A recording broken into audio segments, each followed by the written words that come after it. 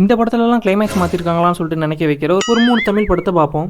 3வது பையா. இந்த படத்தோட ஒரிஜினல் கிளைமேக்ஸ்ல தமன்னா வீட்டில் அவங்கள ஏற்றுக்கணும்னு தெரிஞ்சோடனே மறுபடியும் ஹீரோ கிட்டே போய் சேர்ந்துடுறாங்க. அதுக்கப்புறம் இனிமேல் நம்ம லைஃப்ல யாரும் நம்மளை தேடி வரக்கூடாதுன்னு 2 சைட்லேருந்து வர வில்லன்ஸ் குரூப்போட பெரிய ஃபைட் சீன் நடக்குது. அதுக்கப்புறம் தான் ஹீரோட ஃப்ரெண்ட்ஸ் குரூப் வந்து தமன்னா கிட்ட ஹீரோ லவ் பண்ற விஷயத்தையே சொல்ற மாதிரி தான் எடுத்திருக்காங்க. கிட்டத்தட்ட 1.5 கோடி செலவு பண்ணி இந்த கிளைமேக்ஸ் மட்டுமே எடுத்திருக்காங்க. ஆனா ஒருத்தர் கேட்ட கேள்வியால இதை அப்படியே தூக்கி போட்டிருக்காங்க. சரி, ஒருவேளை வந்து அந்த பொண்ணு வந்து ரோட்ல நிக்கிற நிலைமை வராம இருந்தா அப்படியே வந்து அவனை விட்டுட்டு தான் போயிருக்குமா? சொன்ன உடனே தப்பு நடிச்சது நடக்குது. 2வது அன்பே சிவம்.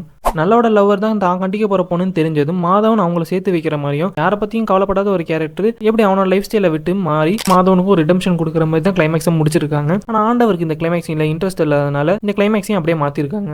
உங்க பழப்ப கெடுக்க மாட்டேன், உழைச்சு போங்க. ஃபர்ஸ்ட் இருக்குது வேட்டையாடு விளையாடு. இந்த படத்தோட கடைசியில டேனியல் பாலாஜியால ஜோதிகா இறந்துடுவாங்க. ஆனா இப்படி ரொம்ப டிராஜிக்கா முடிக்க வேணாங்கிறதுனால ஜோதிகா உயிரோட இருக்க மாதிரி 2 பேரும் கல்யாணம் பண்ணிக்கிற மாதிரி ஒரு சீனை காட்டியிருப்பாங்க. சின்ன வயசுல இந்த படம் பார்க்கும்போது எனக்கு நிறைய டவுட் வந்திருக்கு, இவங்க தான் இறந்துட்டாங்களே எப்படி திருப்பி வராங்கன்னு. அந்த மாதிரி உங்களுக்கு தோணியதா கமெண்ட் பண்ணிடுங்க.